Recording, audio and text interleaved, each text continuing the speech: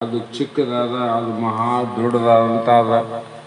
ಆದರೆ ಎಲ್ಲೆಲ್ಲಿಯೂ ಪ್ರಸಾರ ಮಾಡಿದ ಮೇಲೆ ಸೃಷ್ಟಿಯನ್ನು ನೋಡಲು ಅವನಿಗೆ ನಾನೇ ಸೃಷ್ಟಿ ರೂಪ, ನಾನೇ ಎಲ್ಲವನ್ನ ರಚಿಸಿದವನು, ನನಗಿಂತ ಭಿನ್ನವಾಗಿ ಏನೂ ಇಲ್ಲ ಎಂದು ಅನುಭವ.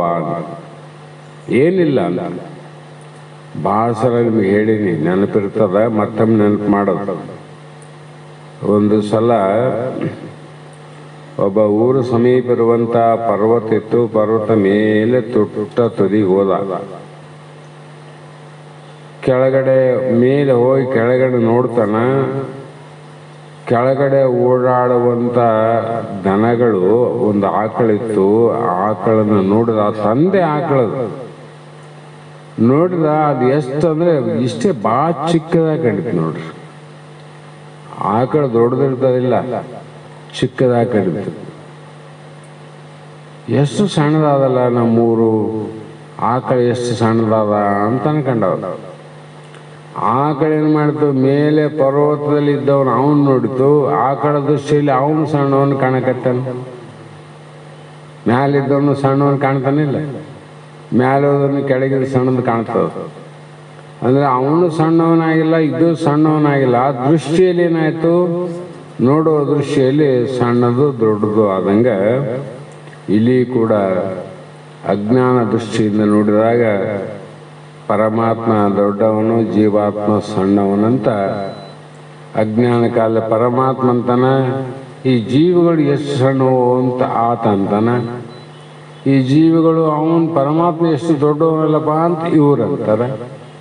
ಸರಿಯಾದ ವಿಚಾರ ದೃಷ್ಟಿಯಿಂದ ನೋಡಿದಾಗ ದೊಡ್ಡದು ಇಲ್ಲ, ಸಣ್ಣದಿಲ್ಲ, ಎಲ್ಲವೂ ಸಮ ಅಂತ ಅಂದಂಗ ಕಣ್ಣಿನಿಂದ ಕಂಡದ್ದೆಲ್ಲ, ಕೈಯಿಂದ ಮುಟ್ಟಿದ್ದೆಲ್ಲ, ಮೂಗಿನಿಂದ ಮೂಸಿದ್ದೆಲ್ಲ, ಕಿವಿಯಿಂದ ಕೇಳಿದ್ದೆಲ್ಲ, ನಾಲಿಗೆಯಿಂದ ರುಚಿ ನೋಡಿದ್ದೆಲ್ಲ ಪರಮೇಶ್ವರನೇ. ಎಲ್ಲವೂ ಪರಮಾತ್ಮ ಸ್ವರೂಪ. ಯಾರು ಮಾಡ್ಯಾರ ವಾಸನೆ? ವಸ್ತು ನೀವು ಮಾಡಿದಪ್ಪ, ವಾಸನೆ ಯಾರು ಮಾಡ್ಯಾರ? ವಸ್ತುನ ನಾವೇನು ಮಾಡಿವಂತ, ವಸ್ತುನು ಅವಂದೇ. ಹೂ ಯಾರು ಮಾಡ್ಯಾರ? ಪರಮಾತ್ಮ ಮಾಡ್ಯಾರ. ಹೂವಿನ ವಾಸನೆ ಯಾರು ಮಾಡ್ಯಾರ? ಪರಮಾತ್ಮ ಮಾಡ್ಯಾರ. ಆ ವಾಸನೆನ ಗ್ರಹಿಸಲಿಕ್ಕೆ ನೀನು ನಾಸಿಕ ಮೂಗು ಮಾಡ್ಯಾರ, ಇದು ನೀ ಮಾಡ್ಕೊಂಡಿದ್ದೇನೆ, ಅದನ್ನು ಪರಮಾತ್ಮ ಮಾಡ್ಯಾರ. ಹಾಗಾಗಿ ಎಲ್ಲೆಲ್ಲಿಯೂ ಅಂದ್ರೆ ಎಲ್ಲ ಕಡೆ ಅನಂತ ರೂಪ. ನೋಡುವಾಗ ಕಣ್ಣಿನಲ್ಲಿಯೂ ಪರಮಾತ್ಮನ, ಶಬ್ದ ಕೇಳುವಾಗ ಕಿವಿಯಲ್ಲಿಯೂ ಪರಮಾತ್ಮನ, ಮುಟ್ಟುವಾಗ ಕೈಯಲ್ಲಿಯೂ ಪರಮಾತ್ಮನ, ರುಚಿ ನೋಡುವಾಗ ನಾಲಿಗೆಯಲ್ಲಿಯೂ ಪರಮಾತ್ಮನ, ವಾಸನೆ ನೋಡುವಾಗ ನಾಸಿಕದಲ್ಲಿ ಕೂಡ ಪರಮಾತ್ಮ ಸ್ವರೂಪನೇ ಅವನ. ಹಾಗಾಗಿ ಅವನ ವಿಸ್ತಾರ ಎಲ್ಲಿ ಅಂದ್ರೆ ಲೆಕ್ಕವಿಲ್ಲದಷ್ಟು. ಎಲ್ಲೆಲ್ಲಿ ಅಂದಾಗ ಇಂಥಲ್ಲಿ ಇಲ್ಲ ಅನ್ನಂಗಿಲ್ಲಲ್ಲ, ಅಂದ್ರೆ ಎಷ್ಟು ವಿಸ್ತಾರ ಅಂತ ಆಗಲ್ಲ. ಹೀಗೆ ಕೋಟಿ ಬ್ರಹ್ಮಾಂಡಗಳೆಲ್ಲವೂ ಭಗವಂತನ ವಿಭೂತಿಯ ವಿಸ್ತಾರಗಳು. 14 ಲೋಕ ಯಾರ್ದ ವಿಸ್ತಾರ? ಪರಮಾತ್ಮ ವಿಸ್ತಾರ, ಪರಮಾತ್ಮ ಸ್ವರೂಪನಿಂತ. ಆ ಬೀಜ ವಟವೃಕ್ಷ 2 ಎಕರೆ ಬೆಳೆದ ಅಂದ್ರೆ ಎಲ್ಲವೂ 2 ಎಕರೆ ಅದು ಬೀಜದೇ ಅದ, ಬೀಜ ಬಿಟ್ಟು ಅದೇನು. ಹೀಗೆ ಪರಮೇಶ್ವರನು ಅನಂತನು, ದೇಶ ಕಾಲ ವಸ್ತು ಪರಿಚ್ಛಿನ್ನ ಇಲ್ಲದವನು. ನಮ್ಮ ದೇಹಕ್ಕ ಪರಿಚ್ಛಿನ್ನತ್ವ. ಇಲ್ಲಿ ಕುಂತೀವಿ ಅಂದ್ರೆ ನಾವು ಮನೆಗಿಲ್ಲ, ಮನೆಗಿದ್ದರೂ ಮಠದಾಗಿಲ್ಲ, ಹೌದಲ್ಲ? ಮತ್ತು ನೀನು ಹೆಂಗಾಗ್ತದೆ? ಪರಮಾತ್ಮ ಒಂದು ದೊಡ್ಡ ಅನಂತ ಎಲ್ಲ ಕಡೆ ಅಂದ್ರೆ ನಾ ಮಠದಾಗೇನ್ರಿ, ಮನೆಗಿಲ್ಲಲ್ಲ, ನಾನು ಹೆಂಗಾಗ್ತೀನಿ ಪರಮಾತ್ಮ ಅಂದ್ರೆ? ದೇಹ ಅಲ್ಲೋ ತಮ್ಮ, ದೇಹದಿರ್ತಕ್ಕಂಥ ನಿರಾಕಾರ ಪರಮಾತ್ಮ ಇದ್ದಲ್ಲ, ಅದು ಎಲ್ಲ ಕಡೆ ಇದ್ದಲ್ಲ, ಎಲ್ಲ ಕಡೆ ಇದ್ದಿಲ್ಲ. ಅದನ್ನ ವಿಚಾರವನ್ನ ಮಾಡಿ ನೋಡಿದಾಗ ಇಲ್ಲಿ ಉಪಾಸನೆ ಈ ರೀತಿಯಾಗಿ ಎಲ್ಲ ಕಡೆ ನಾನೇ ಇದ್ದೇನೆ, ಎಲ್ಲಿ ನೋಡಿದಡೆ ಅಲ್ಲಿ ನಾನೇ ದೇವಾಗಬೇಕು. ಹಾಗೆ ಸ್ವಾನುಭೂತಿ ರೂಪ ಸ್ವ ಶರಣಜನ ಮನೋವಲ್ಲಭ. ಶರಣ ಜನರ ಸದು ಹೃದಯದಳು ಪರಿಶೋಭಿಸುತ್ತೆಯದು ನಿನ್ನ ಪಾದ, ನಿನ್ನ ದಿವ್ಯ ಪಾದ. ಯಾರಿಗೆ ಗೊತ್ತಾಯ್ತಿದೋ? ಶರಣರಿಗೆ ಗೊತ್ತಾಯ್ತು ಅಂತ. ಅದಕ್ಕಾಗಿ ಅವ್ರಿಗೆಲ್ಲರೂ ಶರಣು ಶರಣು ಶರಣು ಶರಣ. ಹೀಗೆ ವಿಚಾರ ಮಾಡಿ ನೋಡಿದಾಗ ಸೃಷ್ಟಿ ಎಲ್ಲವೂ ಪರಮಾತ್ಮ ಸ್ವರೂಪ ಅಂತ ಅನುಭವಕ್ಕೆ ಬರ್ತದೆ. ಏನಾಯ್ತು? ಪರಮಾತ್ಮ ಸ್ವರೂಪ. ಹಾಗಾಗಿ ವಿಭೂತಿ ಯೋಗದ ಅಪರೋಕ್ಷ ಜ್ಞಾನದಿಂದ ಜೀವನು ತನ್ನ ಜೀವ ಭಾವವನ್ನು ಕಳೆದುಕೊಂಡು ಏನು ಕಳ್ಕೋಬೇಕಿಲ್ಲಿ? ಜೀವ ಭಾವ ಕಳ್ಕೋಬೇಕು. ಜೀವನು ಹುಟ್ಟಿಲ್ಲ, ಜೀವನು ಸಾಯವನು ಅಲ್ಲ. ಅದ್ರ ಬಗ್ಗೆ ತಲೆ ಕೆಡಿಸೋ ಅವಶ್ಯಕತೆ ಇಲ್ಲ, ಬೇಕಾಗಿಲ್ಲ. ಮತ್ತು ಜೀವಾತ್ಮ ಪರಮಾತ್ಮ ಸಾಧನೆಗಾದ್ರೆ ಹೋಗೋದು ಅಂದರೆ ಅದು ಇಲ್ಲ. ನೀನು ಪರಮಾತ್ಮ ಸ್ವರೂಪನೇ ಇದ್ದಿ, ಜೀವಾತ್ಮ ಇದ್ದಿಲ್ಲ. ಆದರೆ ಈ ಅಪರೋಕ್ಷ ಜ್ಞಾನದಿಂದ ತನ್ನ ಜೀವ ಭಾವವನ್ನು ಕಳ್ಕೋಬೇಕು. ಜೀವ ಭಾವನೆಗೆ ನವಗುಣ ಅಂತ ಬರೆದಾರೆ. 9 ಲಕ್ಷಣ ಹೇಳ್ಯಾರ.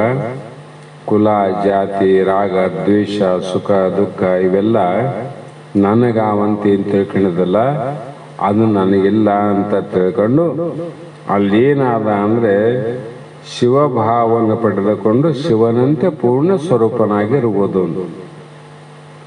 ಜೀವಭಾವ ಯಾವಾಗೋಯ್ತು? ಶಿವಭಾವ ತಾನೇ ಬರ್ತದೆ. ಜೀವಭಾವ ಎಲ್ಲಿವರೆಗೆ ಇರ್ತದ ಅಲ್ಲಿವರೆಗೆ ಶಿವಭಾವ ಅರ್ಥಜ್ಞಾನ ಆಗ್ಬೋದು, ಹೋರಂಗಿಲ್ಲ. ಅದಕ್ಕೆ ನಿಜಗುಣರು ಎಂದಿನಂತೆ ಜೀವ ಭಾವ ಇರಲು ನಿಜ ನಿಗಮ ಗುರುವಿನಿಂದ ಅರಿದೊಡೇನು ಮುಕ್ತಿ ಸಾಧ್ಯಬಹುದೇ?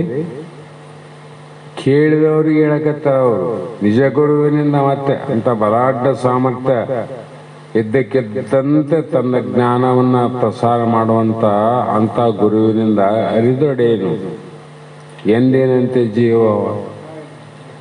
ಕೇಳುವಾಗ ಹೆಂಗ ಕುಂತಿದ್ದಿ ಅದೇ ಭಾವ ಕೇಳಿದ ಮ್ಯಾಗ ನಾವಂದ್ರೆ ಮುಕ್ತಿ ಸಾಧ್ಯಬಹುದೇ? ಮುಕ್ತಿ ನಿನಗೆ ಆಗೋದಿಲ್ಲ ಅಂತ ಅವರೇ ಹೇಳ್ಯಾರ. ಹಾಗಾಗಿ ನಾವು ಇದೇ ಜ್ಞಾನ ಯೋಗದ ಮಹಿಮೆ. ಜ್ಞಾನ ಏನು ಮಾಡಿತು ಅಂದರೆ ಬೆಂಕಿ ಏನು ಮಾಡಿತು? ಕಟ್ಟಿಗೆಯನ್ನು ಸುಟ್ಟಾಕ್ತು. ಅದೇನು ಮಾಡ್ತು? ಸುಡುವುದೇ ಅದರ ಧರ್ಮ, ಬ್ಯಾರೆ ಏನು ಮಾಡಂಗಿಲ್ಲ. ಮತ್ತು ಈ ಜ್ಞಾನ ಏನು ಮಾಡಿತು? ಅಜ್ಞಾನವನ್ನು ಸುಟ್ಟಿತು. ಅಲ್ಲಿ ಕಟ್ಟಿಗೆ ಸುಟ್ಟು ಮೇಲೆ ಏನು ಉಳಿತು? ಅಲ್ಲಿ ವಿಭೂತಿ ಉಳಿತು, ಬೂದಿ ಉಳಿತಿಲ್ಲ. ಇಲ್ಲೇನು ಉಳಿತು? ಜ್ಞಾನ ಉಳಿತು, ಸ್ವರೂಪ ಸಾಕ್ಷಾತ್ಕಾರ ಆಯಿತು. ಹೀಗೆ ಅರ್ಥವನ್ನು ಮಾಡು ಅನ್ನುವಂಥ ವಿಚಾರವನ್ನು ಹೇಳ್ತಾ ಬಂದರು. ಇಲ್ಲಿಗೆ ನಮಗೂ ಪ್ರವಾಸ ಪ್ರಯಾಣದಿಂದ ಸ್ವಲ್ಪ ಹೆಚ್ಚು ಕಮ್ಮಿ ಇರ್ತವೆ. ಆದರೂ ಕೂಡ 2-3 ದಿನ ನಡೆಸಿರಿಲಿ, ಅದು ಸಂತೋಷ. ಇವತ್ತಿನ ಶಾಸ್ತ್ರದ ಪುಷ್ಪಗಳನ್ನು ಗುರುಪಾದಕ್ಕೆ ಸಮರ್ಪಿಸಿ ನಾವು ನೀವು ಧನ್ಯರಾಗೋಣ ಅನ್ನುವ ಮಾತನ್ನು ಹೇಳ್ತಾ ಮಂಗಲ ಹೇಳೋದಕ್ಕಿಂತ ಮುಂಚೆ ಖಿಮ್ಲಾಪುರದಲ್ಲಿ ಬಹಳ 2-3 ದಿನ ನಾ ಇರುವಾಗ ಪ್ರತಿಯೊಬ್ಬರು ಕೂಡ ನಮ್ಮ ಶಕ್ತಿನಗರದ ಎಲ್ಲ ಶಾಸ್ತ್ರ ಬೆಳಗವನ್ನು ಪ್ರತಿಯೊಬ್ಬರು ಎಲ್ಲರ ಯೋಗಕ್ಷೇಮವನ್ನು ವಿಚಾರ ಮಾಡ್ಯಾರ. ಅಲ್ಲಿ ಹೆಚ್ಚಿನದಾಗಿ ನಮ್ಮ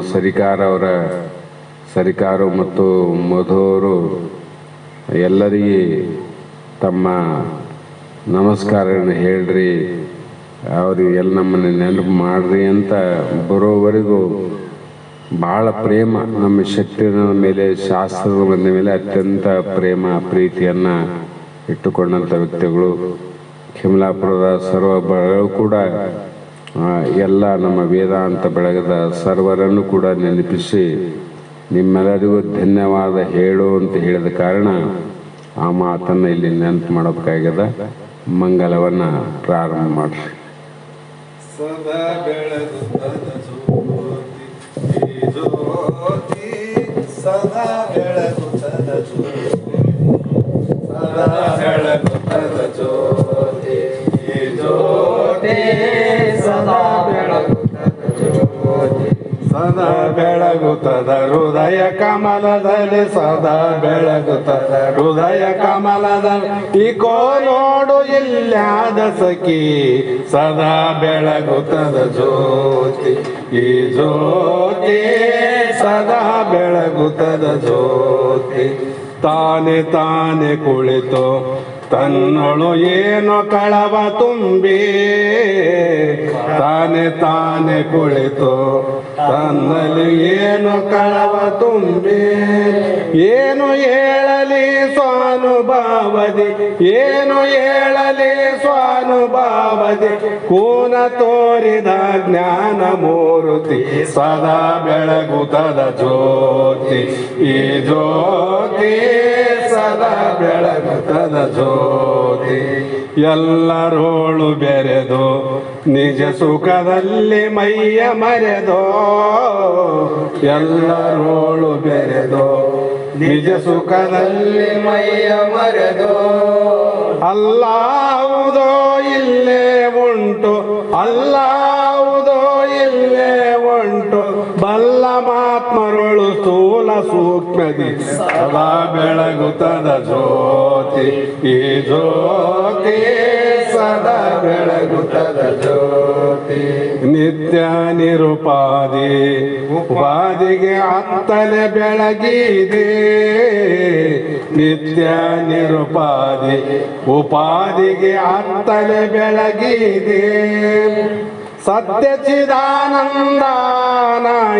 ಸತ್ಯ ಚಿದಾನಂದನಾಗಿ ಎತ್ತ ನೋಡಿದರೆ ಆತ್ಮ ಅಮೃತನಾಗಿ ಸದಾ ಬೆಳಗುತ್ತದ ಜ್ಯೋತಿ ಈ ಜ್ಯೋತಿ ಸದಾ ಬೆಳಗುತ್ತದ ಜ್ಯೋತಿ ಸದಾ ಬೆಳಗುತ್ತದ ಹೃದಯ ಕಮಲಗಳು ಸದಾ ಬೆಳಗುತ್ತದ ಹೃದಯ ಕಮಲಗಳು ಏಕೋ ಇಲ್ಲದ ನೋಡು ಸಖಿ ಬೆಳಗುತ್ತದ ಜ್ಯೋತಿ ಈ ಜ್ಯೋತಿ ಸದಾ ಬೆಳಗುತ್ತದ ಜ್ಯೋತಿ ಹರವೋಂ ಚೈತನ್ಯಂ ಶಾಶ್ವತಂ ಶಾಂತಂ ಯೋಗಾತೀತಂ ನಿರಂಜನಂ ನಾದಬಿಂದು ಕಲಾತೀತಂ ತಸ್ಮೈ ಶ್ರೀ ಗುರವೇ ನಮಃ श्रीमद जगद्गुरु सिद्धारूढ़ स्वामी महाराज की जय श्री सद्गुरु शिवपुत्र स्वामी महाराज की जय श्री सद्गुरु बसवानंद स्वामी महाराज की जय श्री सद्गुरु अग्निनाथ स्वामी महाराज की जय सकल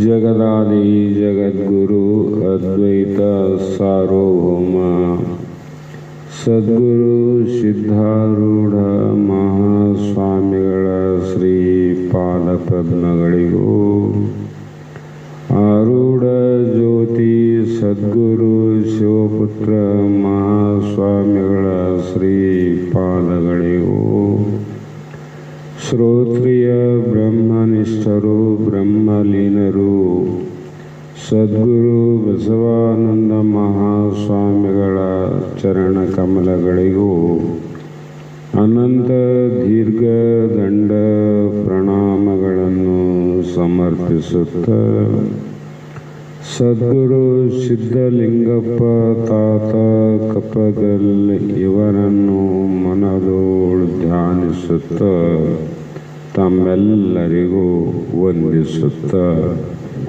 ಈ ದಿನ ಶ್ರೀಮದ್ ಭಗವದ್ಗೀತೆ ಎನ್ನುವ ಗ್ರಂಥದ 10ನೇ ಅಧ್ಯಾಯದ 39ನೆಯ ಶ್ಲೋಕ ಇಂದಿನ ಆಧಾರದ ವಿಷಯವಾಗಿದ್ದು, ಹಿಂದೆ ಜ್ಞಾನವು ಅಷ್ಟು ಪವಿತ್ರವಾದದ್ದು ಮತ್ತು ಶ್ರೇಷ್ಠವಾದದ್ದು.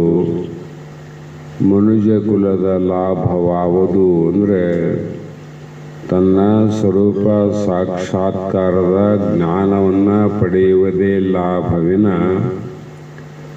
ಅದು ಒಂದನ್ನು ಬಿಟ್ಟು ಉಳಿದ ಎಲ್ಲವನ್ನ ಪಡೆದರೂ ಕೂಡ ಅದು ನಿಜವಾದ ಜ್ಞಾನ ಅಲ್ಲ, ಅದು ಅಜ್ಞಾನ ಅಂತ ಅರ್ಥ. ಆ ಕಾರಣಕ್ಕಾಗಿ ಜ್ಞಾನಿ ಯಾವತ್ತೂ ಸ್ವಾರ್ಥ ಒಳಗೆ ಇಟ್ಟುಕೊಂಡು ಹೊರಗಡೆ ನಿಸ್ವಾರ್ಥದಂತೆ ಆ ಮಹಾತ್ಮರು ಎಂದು ನಟನೆಯನ್ನು ಮಾಡಂಗಿಲ್ಲ ಅಂತ. ಅವೇನು ನಾಟಕ ಮಾಡ್ತಾನಪ್ಪ ಅಂತ ಅಂತೀವಿಲ್ಲ. ಯಾಕಂದರೆ ಅವನು ಮನದೊಳಗೆ ಇರುವುದೊಂದು, ನಾಟಕ ಮಾಡುವುದೊಂದು.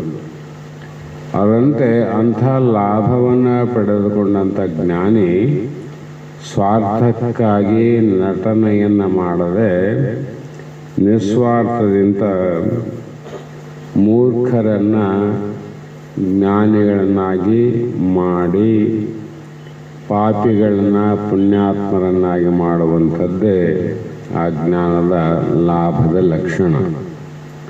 ಹೀಗೆ ಮುಂದೆ ಯಚ್ಛಾಪಿ ಸರ್ವಭೂತಾನಾಂ ಬೀಜಂ ತದಹಂ ಅರ್ಜುನ ನ ತದಸ್ತಿ ವಿನಾ ಯತ್ಸ್ಯಾನ್ಮಯ ಭೂತಂ ಚರ ಅಚರಂ ಅಂತ ಈ ಶ್ಲೋಕದಲ್ಲಿ ಅದರ ಭಾವಾರ್ಥವನ್ನು ಮಹಾತ್ಮರು ಯಾವತ್ತೂ ಅರ್ಜುನ, ಯಾವುದು ವಸ್ತು ಸಮಸ್ತ ಜೀವಿಗಳಿಗೆ ಅದು ಆಧಾರವಾಗಿರಬೇಕು, ಅದರ ಆಶ್ರಯದಲ್ಲಿ ಜಗತ್ತಿರಬೇಕು. ಅಂಥ ವಸ್ತು ಯಾವುದು ಅಂತ ವಿಚಾರ ಮಾಡಿದರೆ ಅದು ಸಹ ನಾನೇ ಅಂತ. ಅದಕ್ಕೆ ಬಸವಾನಂದರು ಭಾಳ ಸಲ ಹೇಳ್ತಿದ್ರು, ಜಗತ್ತಿನಲ್ಲಿ ನಾನು ಹುಟ್ಟೀನಿ ಅಂತ ತಿಳ್ಕೊಂಡಿದ್ದೆ ಮೂರ್ಖ, ಜಗತ್ತೇ ನಿನ್ನಿಂದ ಹುಟ್ಟ್ಯದಂತ. ಯಾಕಂದರೆ ಅದು ಎಷ್ಟು ಸೂಕ್ಷ್ಮವಾಗಿರ್ತದೆ ಅಂದರೆ,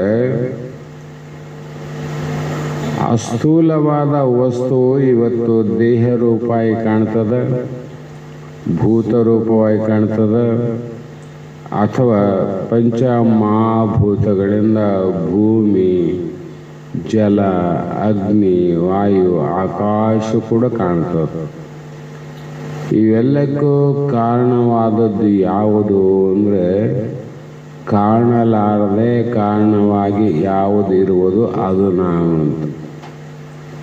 ಭೂತಗಳ ದೇಹ ಕಾಣ್ತಾವಿಲ್ಲ ಈಗ ನಮಗೆ, ಅದು ಇದಕ್ಕೆ ಕಾರಣವಾದ ಆತ್ಮ ಕಾಣವಲ್ಲಲ್ಲ. ಅಂದರೆ ಈ ಭೂತವಾದದ್ದು ಕಾಣ್ತದಂದರೆ ಅದು ಬಹಳ ದೊಡ್ಡದಿರ್ತದಂತ.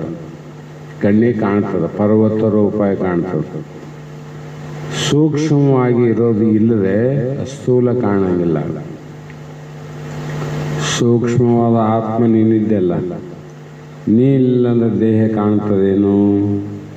ನೀನು ಇದ್ದೇ ಅಂತ ದೇಹ ಕಾಣ್ತದೆ.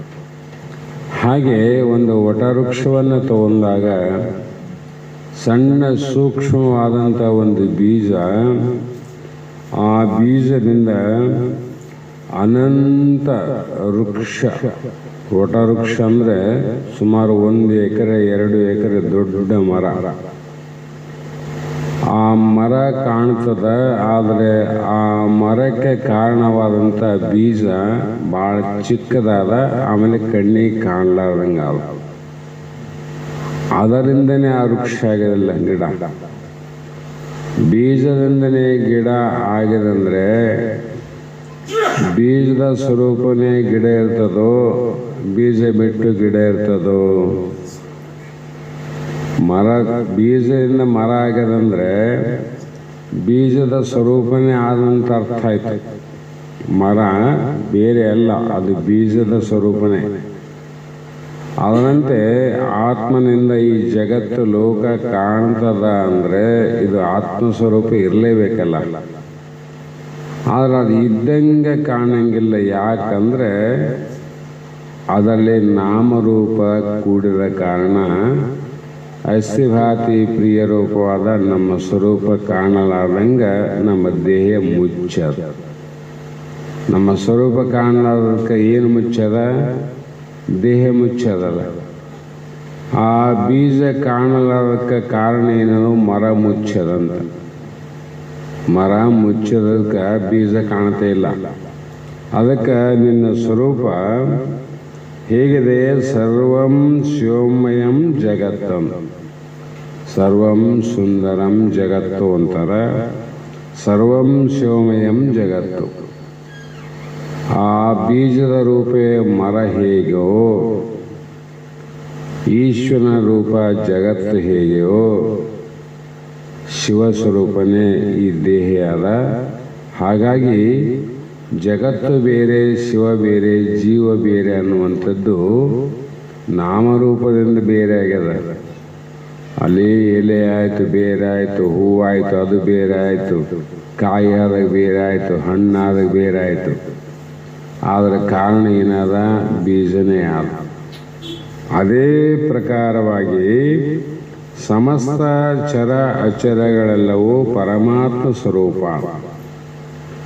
ಎಲ್ಲವೂ ಸರ್ವ ಅಂದರೆ 14 ಲೋಕ ಬ್ರಹ್ಮಸ್ವರೂಪನೇ ಆದ. ಹಾಗಾಗಿ ಜಗತ್ತೆಲ್ಲವೂ ಕೂಡ ಜಗದೇವ ಹರಿ, ಹರಿತೋ ಜಗತೋ ನಹಿ ಭಿನ್ನವತ್. ಅಂದರೆ ಪ್ರತಿಯೊಂದು ಪದಾರ್ಥ ಘನಿರೂಪನಾದ ಆತ್ಮವೇ ಅಲ್ಪತ್ವ ನೀಚತ್ವಾದಿಗಳೆಲ್ಲವನ್ನು ಜೀವರು ಕಲ್ಪಿಸಿಕೊಂಡಿರುತ್ತಾರೆ. ಅವು ವಾಸ್ತವವಲ್ಲ. ನಾವು ಅಜ್ಞಾನಿಗಳು ಎಲ್ಲವೂ ಶಿವಸ್ವರೂಪ ಅಂದರೆ ದೇವ ಸ್ವರೂಪ ಅಂದಾಗ ಕೆಲವು ಶ್ರೇಷ್ಠ, ಕೆಲವು ಕನಿಷ್ಠ ಅಂತ ನಾವು ನೋಡಕತ್ತೇವಲ್ಲ. ಬಲಗಣ್ಣು ಶ್ರೇಷ್ಠ, ಎಡಗಣ್ಣು ಕನಿಷ್ಠ, ಬಲಗೈ ಶ್ರೇಷ್ಠ, ಎಡಗೈ ಕನಿಷ್ಠ, ಕಾಲು ಕನಿಷ್ಠ, ಹಣೆ ಶ್ರೇಷ್ಠ ಎಲ್ಲ ಮಾಡಿವಲ್ಲ. ಇದು ಅಜ್ಞಾನದ ಕಾರಣವಿನ ಜ್ಞಾನದ ಸ್ವರೂಪ ಅಲ್ಲ. ಅಲ್ಲಿ ಮರ ಅಷ್ಟೇ, ಎಲೆ ಅಷ್ಟೇ ಬೀಜ ಸ್ವರೂಪ, ಹೂವು ಅಲ್ಲ ಅಂತ ಹೇಳಕ್ಕೆ ಬರ್ತದೇನು? ಹೂವು ಬೀಜ ಸ್ವರೂಪನೇ. ಕಾಯಿ ಬೇರೆ ಅಂತ ಅಂತೀರೇನು?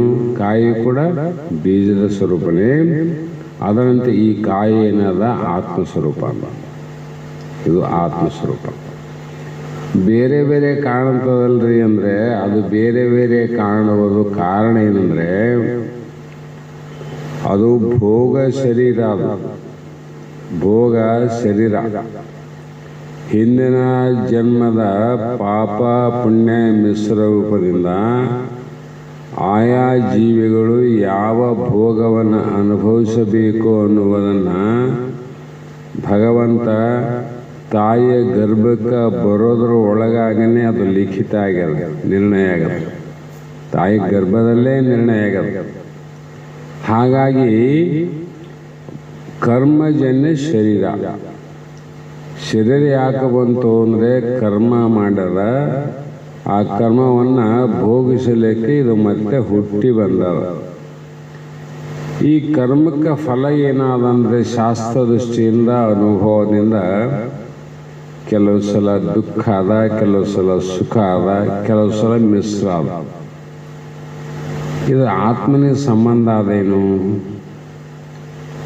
ಆತ್ಮನಿಗೆ ಸಂಬಂಧ ಇಲ್ಲ, ದೇಹಕ್ಕೆ ಸಂಬಂಧ ಅದ. ದೇಹ ಮಾಡಿದ ಕರ್ಮ ದೇಹ ಅನುಭವಿಸ್ತದ. ಆತ್ಮ ಜೀವಾತ್ಮ ಕರ್ಮ ಮಾಡೇನೇನು? ಜೀವನು ಕರ್ಮ ಮಾಡಿಲ್ಲ. ಯಾಕೆ ಮಾಡಿಲ್ಲ ಅಂದರೆ ಅವನು ಜೀವಾತ್ಮ ಪರಮಾತ್ಮ ಸ್ವರೂಪನ. ಹಾಗಾಗಿ ಜೀವಾತ್ಮನಿಗೆ ಕರ್ಮದ ಸಂಬಂಧ ಇಲ್ಲ. ನಾವು ಏನು ಮಾಡಿವಂದರೆ ಕಲ್ಪಿಸಿಕೊಂಡು, ನಾವು ಕಲ್ಪನೆ ಮಾಡ್ಕೊಂಡಿವಿ, ಮಾಡಿ ಅದು ವಾಸ್ತವವಲ್ಲ, ಅದು ಸರಿಯಾದ ತಿಳುವಳಿಕೆ ಅಲ್ಲ. ನೋಡು, ಮಹಾತ್ಮರು ಏನು ಹೇಳಿದ್ರು ಅಂದರೆ ಜಗನ್ಮಿಥ್ಯ ಬ್ರಹ್ಮ ಸತ್ಯ, ಜೀವೋ ಬ್ರಹ್ಮೈವ ನಾ ಪರಹ ಅಂತ ಶ್ರುತಿ ಪ್ರಮಾಣ ಹೇಳ್ತದೆ. ಬ್ರಹ್ಮ ಸತ್ಯ ಅದ, ಜಗತ್ತು ಮಿಥ್ಯ ಅದ. ಆದರೂ ಕೂಡ ಜೀವ ಅಂತ ಏನು ಅನ್ಕೊಂಡಿಲ್ಲ, ನನ್ನ ಬಿಟ್ಟು ಬೇರೆ ಇಲ್ಲ. ನನ್ನ ಬಿಟ್ಟು ಬೇರೆ ಇಲ್ಲ ಅಂದ್ರೆ ನಾನೇ ಏನಂತ ಅರ್ಥ ಆಯ್ತಲ್ಲ. ಹಾಗಾಗಿ ಇಲ್ಲಿ ಮಿಥ್ಯ ಅಂತ ಯಾವ್ದು ಕರಬೇಕು, ಸತ್ಯ ಅಂತ ಯಾವ್ದು ಕರಬೇಕು? ಸತ್ಯ ಅಂತ ಕಾರಣವಾದದಕ್ಕೆ ಸತ್ಯ ಅನ್ನಬೇಕು, ಕಾರ್ಯಕ್ಕೆ ಮಿಥ್ಯ ಅನ್ನಬೇಕು. ಕಾರಣಕ್ಕೆ ಸತ್ಯ, ಕಾರ್ಯಕ್ಕೆ ಮಿಥ್ಯ. ಕಾರಣ ಏನದ? ಬ್ರಹ್ಮ ಆತ್ಮದ ನಮ್ಮಲ್ಲಿ, ಅದು ಸತ್ಯ ಅದ. ಅದಕ್ಕಾಗಿ ಮೂರು ಕಾಲದಲ್ಲಿ ಅದಕ್ಕೆ ಯಾವ ಧಕ್ಕೆನೇ ಇಲ್ಲ. ಅದಕ್ಕೆ ಜಾಗ್ರ ಇಲ್ಲ, ಸ್ವಪ್ನ ಇಲ್ಲ, ಸುಸುಪ್ತಿ ಇಲ್ಲ. ಇವು ಮೂರನ್ನು ತ್ರಿಕಾಲ, ಮೂರು ಕಾಲವನ್ನು ಬಾಧೆ ಹೊಂದದೆ ಒಂದು ಕಾಲದಲ್ಲಿ ನಾನು ಇಲ್ಲ ಅಂತ ಅನ್ನಲಾರ್ದ ಮೂರು ಕಾಲ ನೀನೇ ತಿಳಿತಿದ್ದಲ್ಲ. ಜಾಗೃದ್ದು ನೀನೇ ತಿಳಿತಿದ್ದಿ, ಅದು ಹೋದ ಮೇಲೆ ಸ್ವಪ್ನ ಬರ್ತದೆ. ಜಾಗ್ರ ಆದೇನಲ್ಲಿ ಇಲ್ಲ. ಜಾಗ್ರ ತಿಳಿದವನು ಸ್ವಪ್ನ ತಿಳಿತಿದ್ದಿಲ್ಲ ಅಂದರೆ ನೀನು ಇದ್ದೆ ಅಂತ ಅರ್ಥ ಆಯ್ತಲ್ಲ. ಸ್ವಪ್ನವನ್ನು ಹೋಯಿತು, ನಿದ್ರೆ ಬಂತು. ಸ್ವಪ್ನಾವಸ್ಥೆ ತಿಳಿದವನು ನಿದ್ರೆಯಲ್ಲಿ ನೀನು ತಿಳಿತಿದ್ದೋ ಇಲ್ಲೋ ಅಂದರೆ ಮೂರು ಕಾಲದಲ್ಲಿ ನೀನು ಇದ್ದೆ ಅಂತ ಅರ್ಥ ಆಯ್ತು. ಅದಕ್ಕೆ ಶ್ರುತಿ ಏನೇ ಅದು, ಮೂರು ಕಾಲದೊಳಗೆ ಯಾವುದು ಇದೆಯೋ ಅದು ಸತ್ಯ. ಒಂದು ಕಾಲದಲ್ಲಿ ಇದ್ದು ಮತ್ತೊಂದು ಕಾಲದಲ್ಲಿ ಯಾವುದು ಇಲ್ಲವೋ ಅದೆಲ್ಲ ಮಿಥ್ಯ. ಈ ಜಗತ್ತು ಆದರೂ ಕೂಡ ಮೂರು ಕಾಲದಲ್ಲಿ ಇಲ್ಲ. ಯಾಕೆಲ್ಲ ಅಂತ ಅನುಭವ ಅಂದರೆ ಯದೃಶ್ಯಂ ತನ್ನಸ್ಥಂ. ಜಗತ್ತಿನಲ್ಲಿ ಯಾವುದು ಹುಟ್ಟಿ ನಮ್ಮೆಲ್ಲರಿಗೆ ತೋರ್ತಲ್ಲ, ಆಶ್ಚರ್ಯಕರವಾಗಿ ತೋರ್ತದ, ಈಗ ವರ್ತಮಾನದಲ್ಲಿ ತೋರ್ತದೆ, ಮತ್ತು ಭವಿಷ್ಯತ್ ಕಾಲದಲ್ಲಿ ನಾಶ ಆಗ್ತದೆ. ಅಂದರೆ ಮುಂದೆ ಇಲ್ಲ ಅಂತ ಅರ್ಥ ಆಯ್ತು. ನಮ್ಮ ಶರೀರ ಆದರೆ ಹಿಂದೆ ಇತ್ತೇನು? ಇಲ್ಲ. ಈಗಿಲ್ಲೇನೋ ಆದ, ಮುಂದೆ ಇರ್ತದೇನು? ಇರೋದಿಲ್ಲ. ಅಂದ್ರೆ ಏನಾಯ್ತು? ಇದಕ್ಕೆ ಮಿಥ್ಯ ಅಂದರು.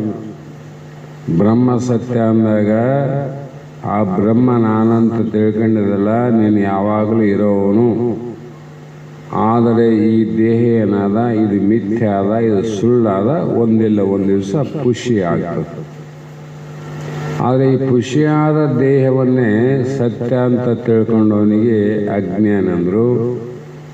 ಇದ್ದಕ್ಕಿದ್ದಂಗೆ ಯಾರು ತಿಳ್ಕೊಂಡಾರ ಅವ್ರಿಗೆ ಜ್ಞಾನಿಗಳಂದ್ರೆ ಅಷ್ಟೆ. ಮತ್ತು ಇದ್ದಕ್ಕೆ ಇದ್ದಂತೆ ತಿಳ್ಕೊಳ್ಳೋದಕ್ಕೂ ಇಲ್ಲದನ್ನು ಇದ್ದಂತೆ ತಿಳ್ಕೊಳ್ಳೋಕ್ಕೂ ವ್ಯತ್ಯಾಸ ಏನಾದ್ರಿ? ಏನು ಫರ್ಕ್ ಆಗ್ತದ?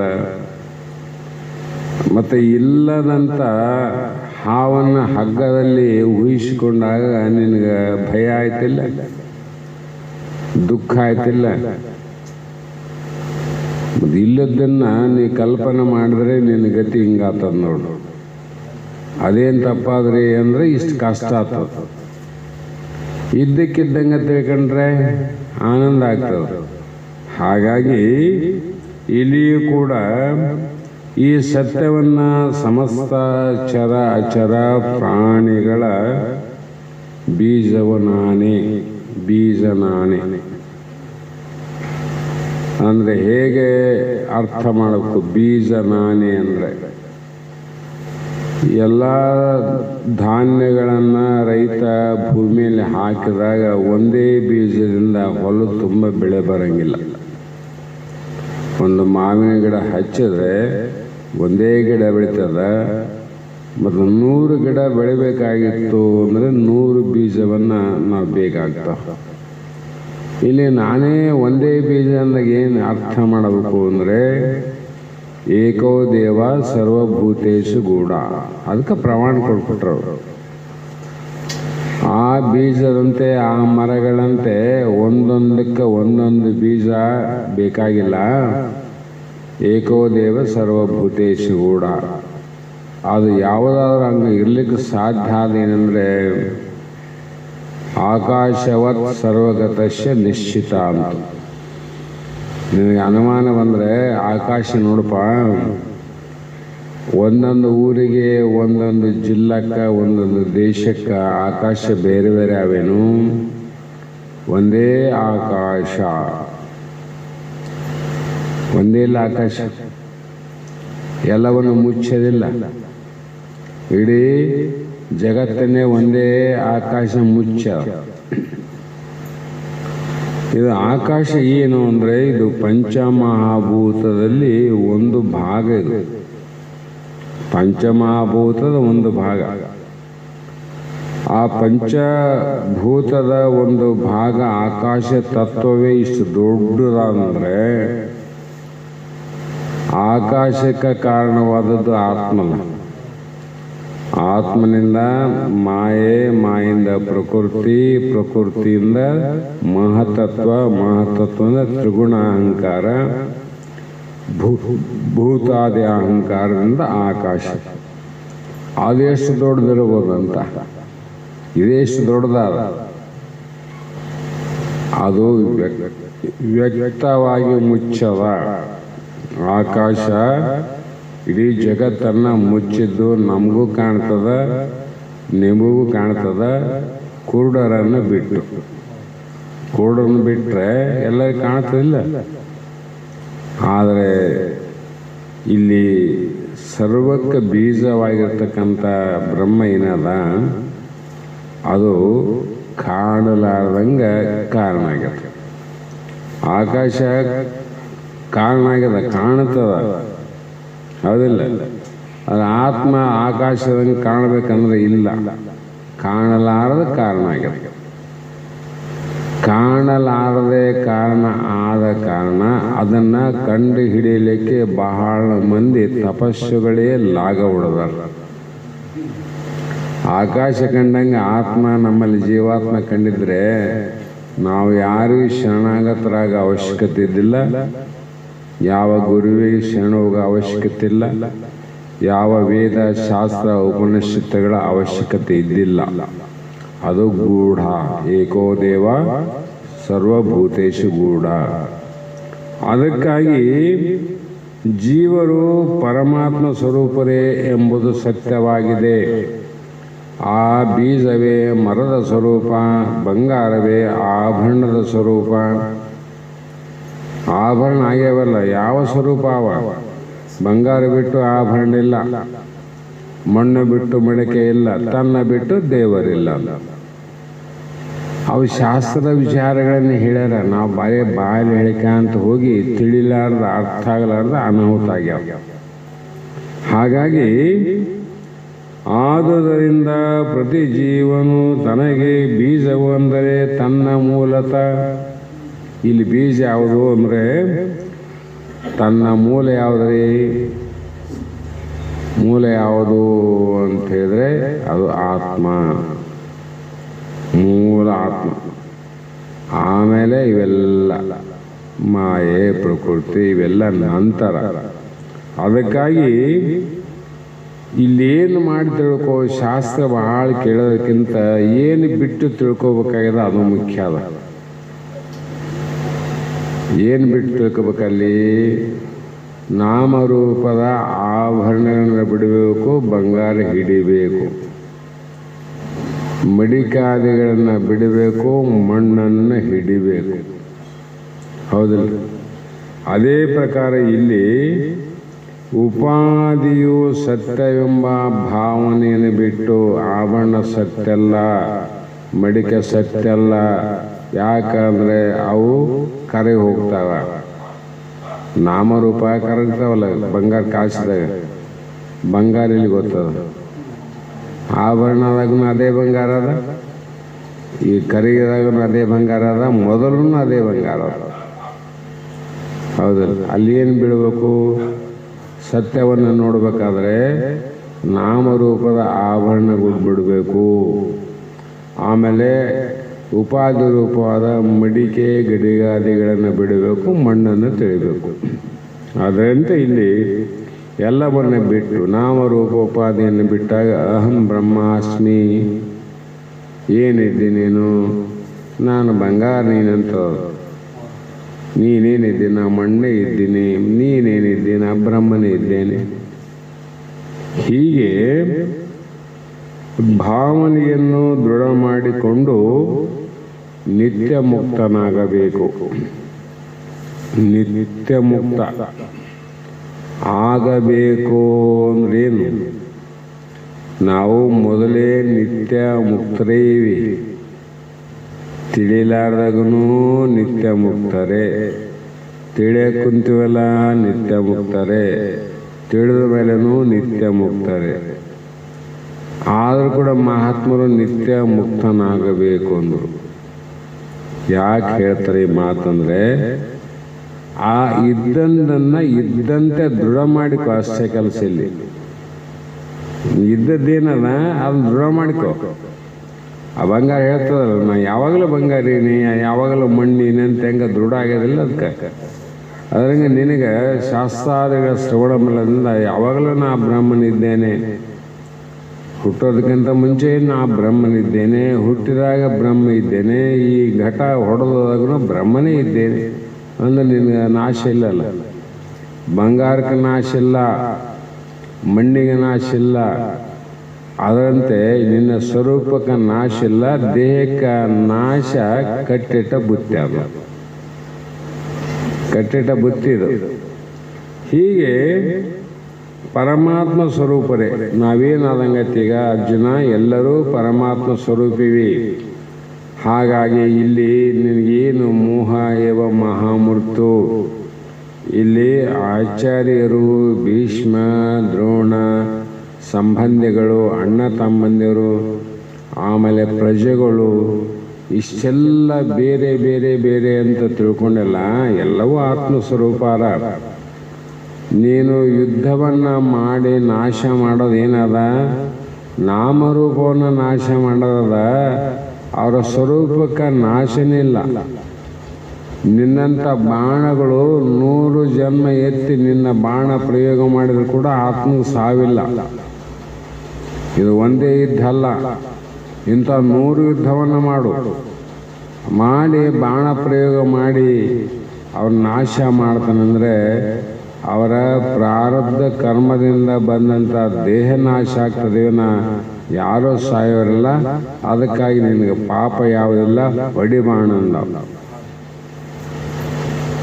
ಯಾತಕ್ಕಾಗಿ ಹೊಡಿಬೇಕು ಅಂದರೆ ಧರ್ಮ ಸಂಸ್ಥಾಪನೆಗಾಗಿ, ಧರ್ಮ ಉಳಿಸೋ ಸಲುವಾಗಿ ಇಲ್ಲಿ ಯುದ್ಧ ಮಾಡೋದಾದ. ಆತ್ಮನನ್ನು ಉಳಿಸೋದಕ್ಕಾಗಿ ಅಲ್ಲ, ಅವನು ನಾಶ ಆಗಲಾದವನಲ್ಲ. ಹಾಗೆ ತಿಳಿದುಕೊಂಡಾಗ ಮುಂದೆ ಮಹಾತ್ಮರು ಅರ್ಜುನನಿಗೆ ಇನ್ನೊಂದು ಮಾತನ್ನು ಹೇಳ್ತಾರೆ.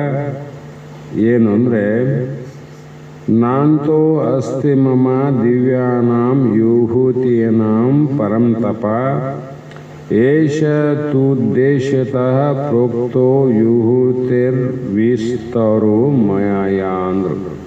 ಅಂದ್ರೇನು? ಇಲ್ಲಿ ಪರಂತಪ ಅಂದರೆ ಅರ್ಜುನ, ಮಮ ಅಂದರೆ ನನ್ನ ದಿವ್ಯವಾದ ವಿಭೂತಿಗಳಿಗೆ ಅಂತ್ಯವೇ ಇಲ್ಲ. ನಿನ್ನ ಸ್ವರೂಪಕ್ಕಾಗಲಿ ನನ್ನ ಸ್ವರೂಪಕ್ಕಾಗಲಿ ಯಾವತ್ತೂ ಅಂತ್ಯ ಅಂದರೆ ಕೊನೆಯೇ ಇಲ್ಲ. ಆದರೆ ಇಲ್ಲಿ ಯಾವುದು ನಾನು ನನ್ನ ವಿಭೂತಿಗಳ ವಿಸ್ತಾರವನ್ನು ಯಾಕೆ ಹೇಳಬೇಕಾಯಿತು ಇಲ್ಲಿವರೆಗೆ ಅಂದರೆ, ನಿನಗೋಸ್ಕರವಾಗಿ ಸಂಕ್ಷಿಪ್ತವಾಗಿ ನಾನು ಹೇಳಬೇಕಾಗಿದೆ. ಯಾಕಂದರೆ ಒಂದು ಕಾರ್ಯವನ್ನು ಮಾಡಬೇಕಾಗಿದ್ರೆ ಕೆಲವು ಕರ್ಮಗಳನ್ನು ಮಾಡಲೇಬೇಕು. ಈಗ ಮನೆಯಲ್ಲಿ ಅಡಿಗೆ ಮಾಡಿ ಇಟ್ಟಾರ, ನಾವೇನು ಅಡಿಗೆ ಮಾಡಿಲ್ಲ. ಅದು ಭಾಂಡ ಭಾಜಕಂತ ಆ ಮಾಡಿದ ಅಡಿಗೆಯನ್ನು ಕೂಡ ನಮ್ಮ ಗಂಗಾಳದಲ್ಲಿ ನೀಡಿದ ಪಾತ್ರೆಯಲ್ಲಿ ಅದು ಹೊಟ್ಟೆ ತುಂಬ್ತದೇನು? ಅಡಿಗೆ ಮಾಡ್ಯಾರ, ಪಾತ್ರೆಯಲ್ಲಿ ನೀಡ್ಯಾರ. ನಿನಗೆ ಹೊಟ್ಟೆ ತುಂಬಬೇಕಾದ್ರೆ ನೀನು ಊಟ ಮಾಡಬೇಕಂದ್ರೆ ಕರ್ಮ ಮಾಡಬೇಕು, ಹೌದಲ್ಲ? ಹಾಗಾಗಿ ಇಲ್ಲಿ ಕೂಡ ಅದಕ್ಕೋಸ್ಕರವಾಗಿ ಎಲೈ ಅರ್ಜುನ, ಪೃಥ್ವಿಯ ಕಣಗಳು ಅನಂತವಾಗಿವೆ ಅಂದರು. ಭೂಮಿಯಲ್ಲಿ ಕಣಗಳು ಅಣುಗಳು ಎಷ್ಟಾವಂದರೆ ಅನಂತ ಆಗ್ಯಾವಂತ, ಒಂದಲ್ಲ. ಅದಕ್ಕೆ ಮಹಾತ್ಮರು ಧರಣಿಯನ್ನೆಲ್ಲವ ಸನ್ನಿಸಿ ಧೂಳಿ ಮಾಡಲಾಗಿ ಆ ಪರಮಾಣುಗಳೇನಿತು ಅನಿತು ದೇಹವನ್ನು ಧರಿಸುತ್ತಾ ಬಂದೆ ಒಂದೊಂದು ಜೀವರ ಗರ್ಭದಳು. ನಾವು ಎಷ್ಟು ಸಲ ಹುಟ್ಟಿವಿ ಅಂತ ಸುಮ್ಮನೆ ಇದೊಂದೇ ವಿಚಾರ ಮಾಡಿ ಸಾಕು. ಒಂದು 100 ಗ್ರಾಮ ಮೆಣಸಿನಕಾಯಿ ತಂದು ಕುಟ್ಟಿದರೆ ಅವನ್ನ ಕಣಗಳನ್ನು ಲೆಕ್ಕ ಮಾಡಕ್ಕೆ ಬರೋಂಗಿಲ್ಲ, ಬರ್ತದೆ. ಇಡೀ ಜಗತ್ತನ್ನೇ ಧರಣಿಯನ್ನೆಲ್ಲವ ಸಣ್ಣಿಸಿ ಧೂಳಿ ಮಾಡಲಾಗಿ ಅದ್ರಾಗ ಎಷ್ಟು ಕಣಗಳಾಗ್ಬೋದು ಅಷ್ಟು ದೇಹಗಳನ್ನು ಧರಿಸಿ ಅಂದರೆ ಗರ್ಭದಲ್ಲಿ ಹುಟ್ಟಿ ಗರ್ಭ ದುಃಖ, ಜಾಯಿ ದುಃಖ, ಜರಾ ದುಃಖ ಅಂತ ಹಲವು ದುಃಖಗಳನ್ನು ಅನುಭವಿಸಿ ಬಂದೀವಿ.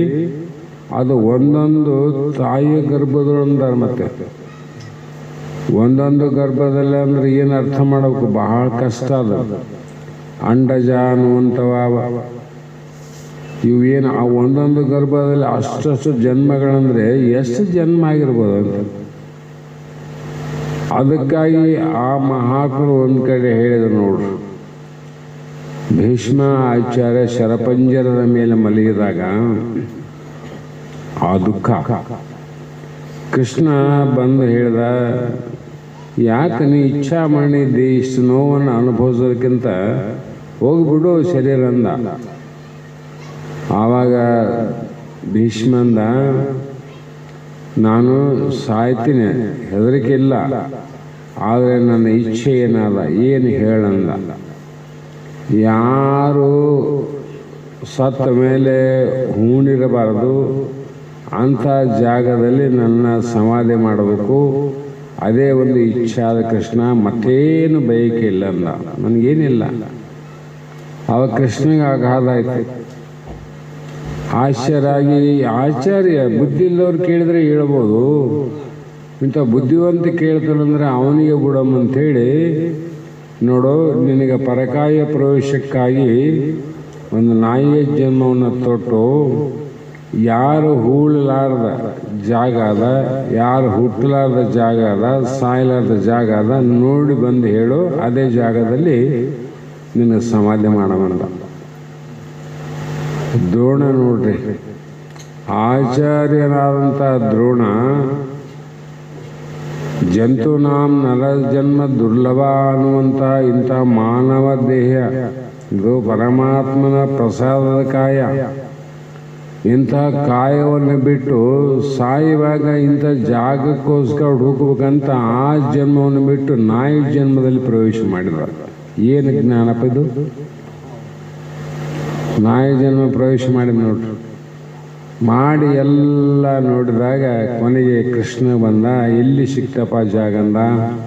ಕೃಷ್ಣ, ನಾನು ಒಂದಲ್ಲ ಹಿಂದೇನೆ ಎಷ್ಟೋ ಜನ್ಮದಲ್ಲಿ ನಾ ಸತ್ತ ಜಾಗನೇ ಅವ, ನಾ ಹುಟ್ಟಿದ ಜಾಗನೇ ಅವಿನ, ನಾನೇ ಹುಟ್ಟಲಾರ್ದ ಸಾಯಲಾರ್ದ ಜಾಗನಿಲ್ಲ ಅಂದಮೇಲೆ, ಇಷ್ಟು ಜನ ಹುಟ್ಟ್ಯಾರಂದಮೇಲೆ ಸತ್ತರಂದಮೇಲೆ ಸಾವು ಇಲ್ಲದ ಜಾಗ ಇಲ್ಲ, ಹುಟ್ಟಲಾರ್ದ ಜಾಗ ಇಲ್ಲ ಅಂದಾಗ ಈಗಲಾದರೂ ಬಿಡುತ್ತೆಲ್ಲ ಪ್ರಾಣ ಅಂದ. ಅಷ್ಟರೊಳಗಾಗಿ ಉತ್ತರಾಯಣ ಕಾಲ ಬಂತು, ದೇಹವನ್ನು ಬಿಟ್ಟ.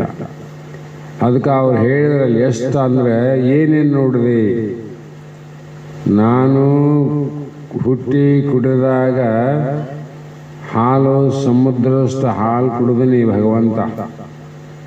ನನ್ನ ಅಸ್ಥಿಗಳು ಬೆಟ್ಟದಷ್ಟು ಪರ್ವತದಷ್ಟು ನನ್ನ ಎಲುಬುಗಳೇ ಅವ, ಎಲ್ಲವೂ ನನವೇ ಅವನು ಅಂತ ಹೇಳಿದಾಗ ಆ ಭೀಷ್ಮನಿಗೆ ಕೃಷ್ಣ ಹೇಳ್ದ, ಅವೆಲ್ಲ ಕಾಳಜಿ ಮಾಡಕ್ಕೆ ಹೋಗಬೇಡ, ನಿನ್ನ ಸ್ವರೂಪವನ್ನು ಲಕ್ಷ್ಯ ಇಟ್ಟುಕೊಂಡು ಬಿಡು ಜಾಗ ಅನ್ನ. ಹಾಗಾಗಿ ಇಲ್ಲಿ ಕೂಡ ಮಹಾತ್ಮರು ಪರಿಚ್ಛಿನ್ನವಾದ ನಮ್ಮ ಬುದ್ಧಿ ಏನಾಗಿದೆ ಅಂದರೆ, ನಾವು ಇಲ್ಲೇ ಅಷ್ಟೇ ಇದ್ದೀವಿ, ಬೇರೆ ಕಡೆ ಇಲ್ಲ ಅಂತ ಕಂಡಿದ್ವಿ. ಆಕಾಶ ನಾನು ಶಕ್ತಿನಾದಾಗ ಏನು ಹೈದರಾಬಾದ್ ಇಲ್ಲ ಅಂತ ಹೇಳಿದರೆ ನಗುತ್ತಿರಲಿಲ್ಲ, ನಗುತ್ತೀವೆಲ್ಲ. ಅದರಂತೆ ನೀನು ಹೇಗಿದ್ದೆ, ಎಲ್ಲಿ ನೋಡಿದಡೆ ಅಲ್ಲಿ ನೀನೇ ದೇವ ಹೇಳಿಲ್ಲ ವಚನಕಾರ. ಪಿಂಡ ಅಂಡಾಂಡಗೊಳಗೆ ಎಲ್ಲ ನೀನೇ ದೇವ, ಬ್ರಹ್ಮಾಂಡದಗೂ ನೀನೇ, ಪಿಂಡಾಂಡದಗೂ ನೀನೇ. ಮಹಾನ್ ಆಕಾಶ ರೂಪ ನಿರುಪಾಧಿಕ ಪರಂಜ್ಯೋತಿ ನೀನೆ ದೇವ, ಉಪಮಾತೀತ ವಾಗ್ಮನ ಅಗೋಚರ ನೀನೇ ದೇವ, ಸ್ವಾನುಭಾತಿ ರೂಪ ಸ್ವಶರಣಜನ ಮನೋವಲ್ಲಭ ನೀನೇ ದೇವ, ನಿಜಗುರು ಸ್ವತಂತ್ರ ಸಿದ್ಧಲಿಂಗೇಶ್ವರ ಅಂತ ಮಹಾತ್ಮ ಹೇಳ್ತಾರೆ. ಅಂದರೆ ಪರಮಾತ್ಮನ ಸರ್ವ ವ್ಯಾಪಕತ್ವವನ್ನು, ಅವನು ಎಷ್ಟು ವ್ಯಾಪಕ ಅಂದರೆ ವಿಸ್ತಾರ, ಪರಮಾತ್ಮ ವಿಸ್ತಾರ ಎಷ್ಟಂದ್ರೆ ಹೇಳಂಗಿಲ್ಲ ಅಂತ. ಅದು ಮಾತು ಹೇಳಕ್ಕೆ ಬರಂಗಿಲ್ಲ. ಅಂದರೆ ಜ್ಞಾನೇಶ್ವರ ಮಹಾರಾಜರು ಕೂಡ ಒಂದೇ ಒಂದು ಮರ್ಮವನ್ನು ಹೇಳ್ತಾರೆ. ಏನಂದರೆ, ವೃಕ್ಷಕ್ಕೆ ಬೀಜ ಇರುವಂತೆ ಪರಮೇಶ್ವರನಾದ ನಾನು ಜಗತ್ತಿಗೆ ಮೂಲ ಬೀಜವಾಗಿದ್ದೇನೆ. ಮೂಲ ಬೀಜ. ಹಾಗಾಗಿ ನಾನು ಬೇರೆಯಲ್ಲ, ಬೀಜ ಬೇರೆಯಲ್ಲ, ಮರ ಬೇರೆಯಲ್ಲ, ನಾನು ಬೇರೆಯಲ್ಲ, ಜಗತ್ತು ಬೇರೆಯಲ್ಲವ. ಹಾಗಾಗಿ ಸಣ್ಣದು ದೊಡ್ಡದು ಎಂಬುದು ನೋಡುವನ ದೃಷ್ಟಿಯಲ್ಲಿ ವಿನ ವಸ್ತು ದೃಷ್ಟಿಯಲ್ಲಿಲ್ಲ. ನೋಡುವರ ದೃಷ್ಟಿಯಲ್ಲಿ ನಾವು ಇವರು ಸಣ್ಣವರು ಇವರು ದೊಡ್ಡವರು ಅಂತ, ನೋಡುವ ದೃಷ್ಟಿಯಲ್ಲಿ ಅದು ಚಿಕ್ಕದಾದ, ಅದು ಮಹಾ ದೊಡ್ಡದಾದಂತಾದ.